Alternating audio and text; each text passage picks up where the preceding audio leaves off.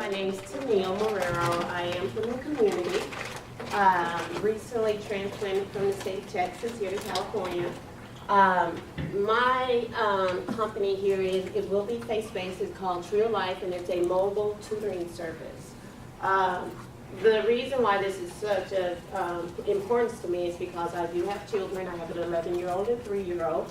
And for my 11-year-old, she's always struggled with a little bit with her reading and her math. And then, as you know, if you're struggling with reading, that ends up falling into other areas like science, history, any other types of things in which she'll need to learn in life. So my question, one of the things that I was pondering is, how many of you guys are happy with your child's education today? More?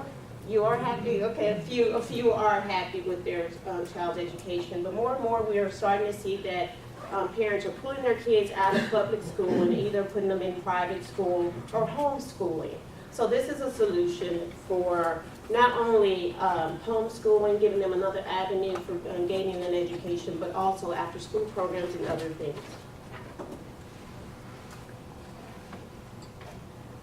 Here, this illustration here just talks about how you have a tree has roots. So roots is the beginning, and the trunk is also the support, and that support system comes from your educators, your administrators of education.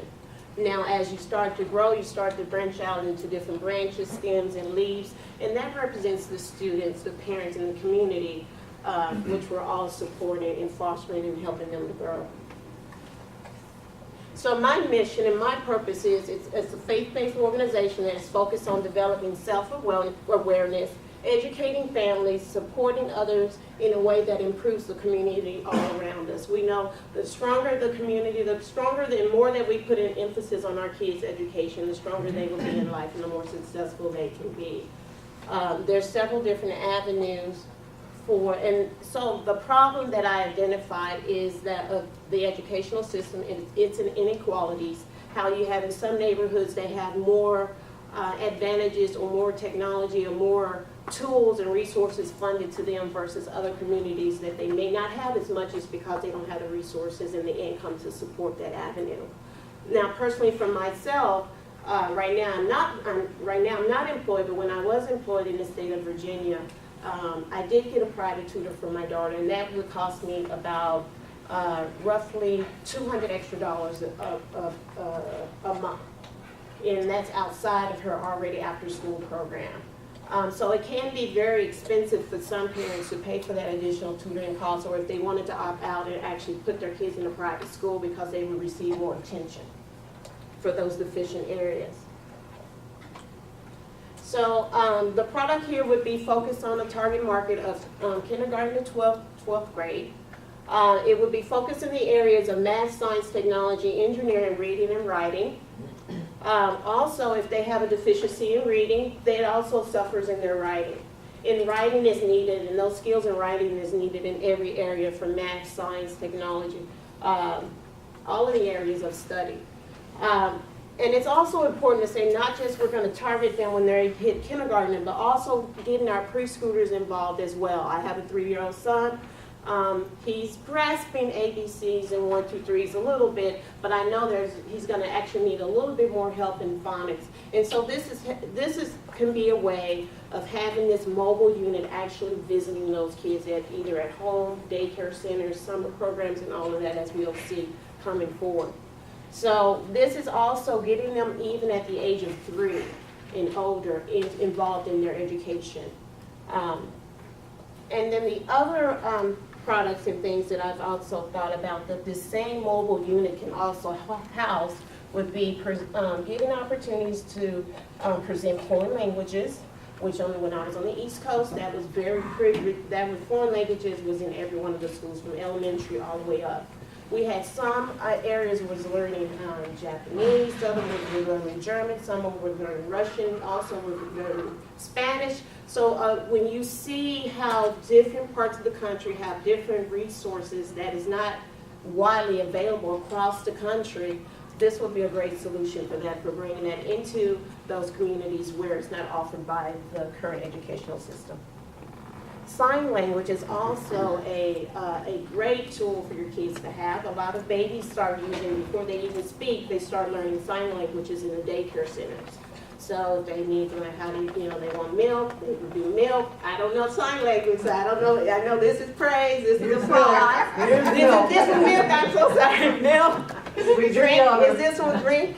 This is drink. Drink. Make a cup. Okay, this drink. is C for cup, as you just said. See, I would need to cast myself. So this can be even a larger target market to include the parents as well, as they even learn the foreign language, which even myself, because my son is Black and Puerto Rican, even with me, no, I'm not fluent in Spanish, but I know that he needs that, that also to be instilled in him. So as he learns Spanish, it'll also benefit the 11-year-old and myself as well, so we can all be well-rounded. And then I also, that same facility can even grow into being, bringing music into the communities. And the reason I say this, again, in Virginia, when I was, I had the resources to pay for it, my daughter didn't take up violin. A lot of the times you can go out to the other facilities and either get private lessons, or you can go out to the other resource centers and they can have music lessons, but why not use the same facility for music? Now, this can't be done with me alone. Of course, there's already programs out there that's initiated at the states. And that program is the STEM program, and it includes the science, technology, engineering, and math. They already have a framework in place. There's also resources there's already programs out there. You don't have to reinvent it from the wheel. So the staff, I haven't got to that, but the staff that we've been hired is teachers that are already educators or retirees or people from the corporate America like myself who have a passion to teach kids, in these areas. Technology-wise, we would need to partner with Apple, getting grants also from like a Sony. For foreign languages, a Rosetta Stone. For Khan Academy, that's already a resource out there that teachers point the students to. This just brings a live person into the mix so they won't get bored just looking at a computer after 10 or 15 minutes, but also continuously providing human interaction in their education. Talking about customers again, we can actually go to the church-based organizations, their youth programs, or their after-school programs and have this mobile unit come directly to them. Public schools, it can be their after-school program or their daytime program, wherever they see need, wherever they have a niche enough to fit to put the program in. It can also help private school daycares. It can even extend into the summer programs. We can even reach kids that are also at the Boys and Girls Club or the Girl Scout programs. All of these different things that are listed here. That's it. Oh, yeah, I'm so sorry. Number 8 minutes. I didn't even time myself, but Yeah, that's what you gotta do. Sorry, Tenneill. Okay. Yeah. You wanna take about another minute and just wrap it up? Yeah. Take part of your, So we Q&A can time? max, so the cost, most of the cost is up front with the facility itself and reventing that. But the facilities can hold like 10 to 20 people for one session, and you can have multiple sessions throughout the day. Is that SWOT analysis instead of?